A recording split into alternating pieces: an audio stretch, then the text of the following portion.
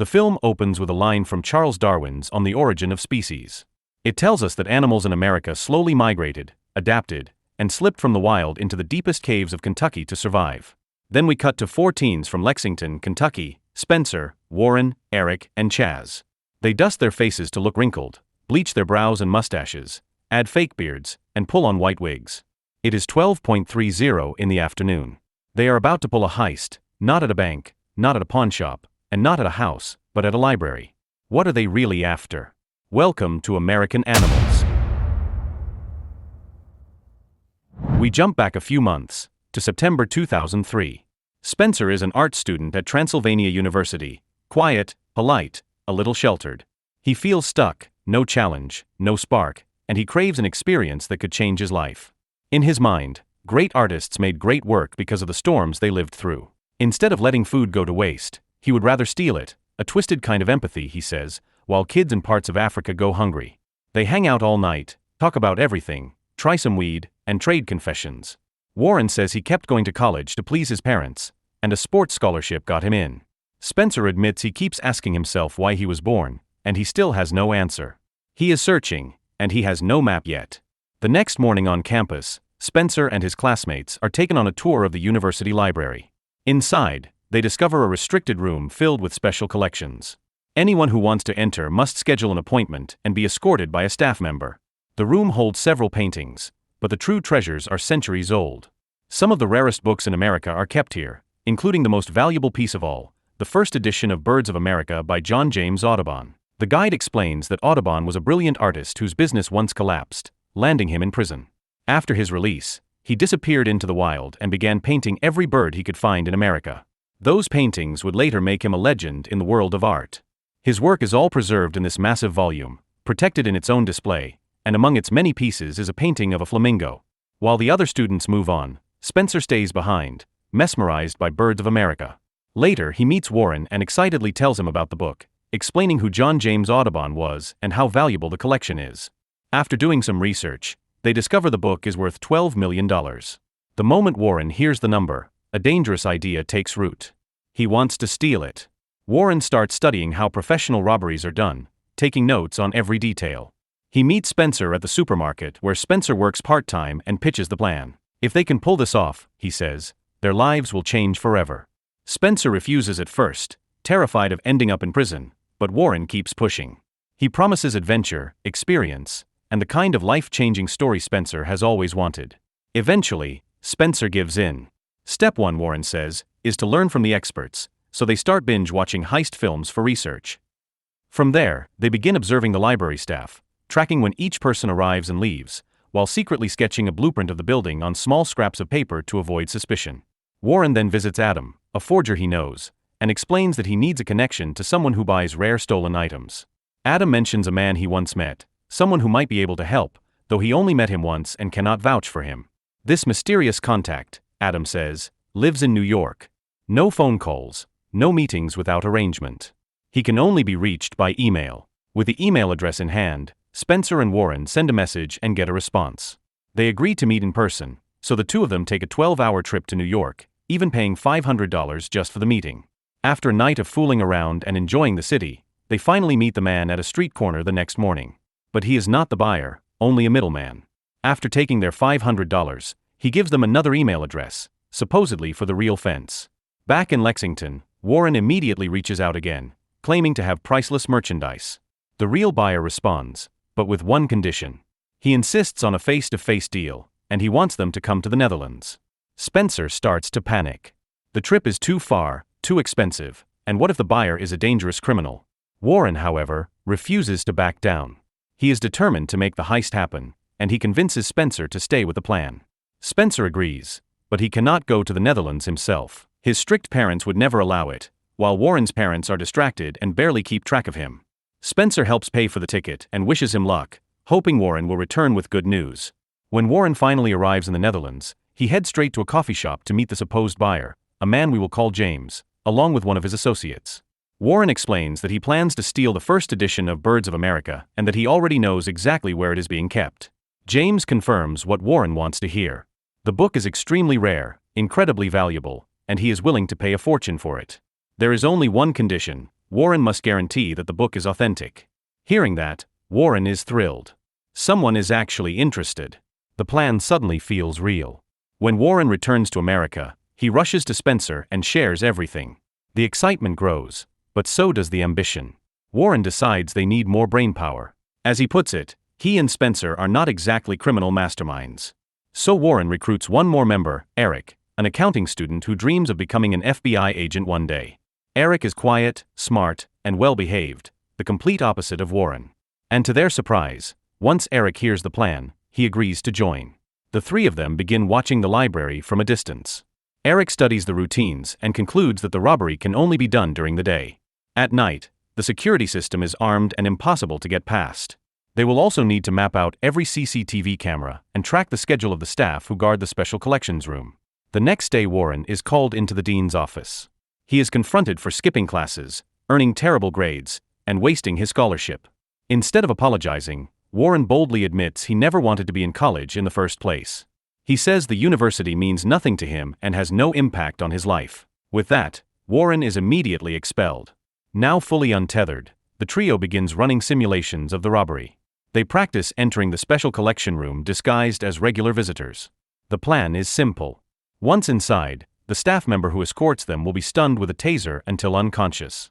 They will grab Birds of America, along with several other valuable books including Charles Darwin's On the Origin of Species, then escape using the staff elevator at the back of the room. In their heads, it will be smooth, fast, and professional. But Eric sees a flaw. They need one more person, someone who can handle the getaway. They need a driver with money, a car, and nerves of steel. Spencer knows just the person, a former classmate named Chaz. They are not close friends, but Chaz comes from a wealthy family. His father opened a business for him when he was only 12 and he even owned his own house by 16. If anyone can bankroll and drive their escape, it is him. When Chaz first hears the plan, he wants nothing to do with it. In his mind, there is only one possible ending: they will get caught. But once Warren explains how easy the job will be, and mentions the $12 million price tag on the book, temptation wins. Chaz agrees to join the crew.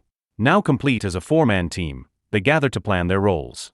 Warren assigns each of them a code name. Eric becomes Mr. Black, Spencer is Mr. Green, Chaz is Mr. Pink, and Warren calls himself Mr. Yellow. With names out of the way, Warren divides the tasks. Spencer is in charge of disguises, makeup, prosthetic wrinkles, wigs, clothing, everything they need to look like harmless elderly men. Eric is assigned to secure a getaway car. He finds a used van, pays in cash, and prepares fake IDs. Chaz takes on the role of driver. His job is to master the escape route, driving it over and over until he can do it blindfolded. Meanwhile, Warren handles the authenticity side of the mission and uses a fake identity to email the library, setting up an appointment. The heist is scheduled for 8 days later, right as final exams begin. The timing is perfect. The campus and the library will be quiet, and no one will suspect that a group of students would ever dare to steal one of the most valuable books in America. According to the plan, they will enter the special collections room. The staff member who escorts them will be stunned with a taser, then they will grab Birds of America and a few other priceless volumes, including Darwin's On the Origin of Species, before escaping through the staff elevator. Since no one else has the courage to handle the taser, Warren takes responsibility for knocking the librarian out. With everything set, the big day finally arrives, Thursday, December 16, 2004. They gather their gear, but there is already a problem. Warren forgot to buy the taser. The robbery is only hours away and backing out now is not an option, so Warren quickly finds one that morning right after taking his final exam. The moment the test ends, they rush to get ready. The disguises go on. Fake wrinkles, white wigs, old man outfits. Then they head to the Transylvania University Library. On the way, nerves begin to hit hard. Spencer feels sick, and all of them are shaking like amateurs, because that is exactly what they are. When they arrive, they separate and pretend to act natural, but panic is clear in their eyes. Warren walks toward the special collections room for the appointment he scheduled, only to freeze at the sight inside. The librarian, Laura, is not alone. She is in a meeting with 3 other staff members. Warren immediately aborts. There is no way he can taser 4 people. They regroup in chaos. Chaz tries to calm everyone down, suggesting they just wait until the meeting ends, but Spencer cannot take the pressure. He feels eyes on him, convinced their cover is blown. He bolts, and one by one, the others panic too. The first heist attempt collapses right then and there. The group is furious. Months of planning gone without even touching the book. But while the others rage, Spencer feels strangely relieved. Adrenaline, fear, and getting out alive are enough for him. He feels he got what he was searching for, a real experience. Warren, however, refuses to quit. As soon as he cools down, he reschedules the appointment for the very next day at 11 o'clock a.m. That night, Spencer is silent at the dinner table, weighed down by guilt and fear. Finally, he reaches a breaking point. He visits Warren and announces he is done. He wants out. Spencer is terrified someone could get hurt, and he cannot risk destroying their futures. Warren does what Warren always does. He manipulates, persuades, and pushes. He reminds Spencer that it was Spencer who wanted a life-changing experience in the first place. But this time, Spencer stands firm. He walks away and quits the heist. On his way home, Spencer suddenly hallucinates. In the middle of the street, he sees a flamingo, just like the one from the Audubon book. It stops him in his tracks. His mind spirals. Is this some kind of sign? Do I really have to steal that book just to make my life feel different, meaningful, and unique? That question eats at him, and in the end, he returns to the group. He signs himself back in.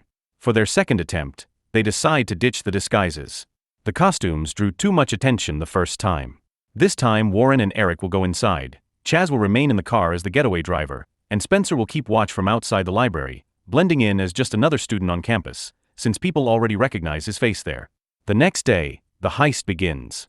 Warren walks into the special collections room right on schedule. Laura, the librarian, greets him warmly. Warren freezes. He knows the plan says to knock her out, but Laura is kind, polite, and harmless. He cannot bring himself to do it. When Eric arrives moments later and sees Laura still standing, panic hits him instantly. He never wanted to hurt anyone. But time is running out. Warren forces himself to act. With shaking hands, he stuns Laura with a taser, but not hard enough to knock her out. I'm sorry, just relax, alright? Terrified and apologizing non-stop, he tapes her mouth, ties her hands and feet, and takes the key hanging around her neck. Eric is trembling. The reality of what they are doing finally hits him. Laura is on the floor, helpless, terrified, and he is part of it. He is so shaken he loses control of himself. Still, they press on. Warren and Eric unlock the case and grab what they came for, the priceless birds of America, along with Darwin's On the Origin of Species. But as soon as they lift Audubon's book, they are stunned again. It is far heavier than they ever imagined. This is not a book. It is practically a block of iron wrapped in leather. They struggle to carry it to the staff elevator and ride it down.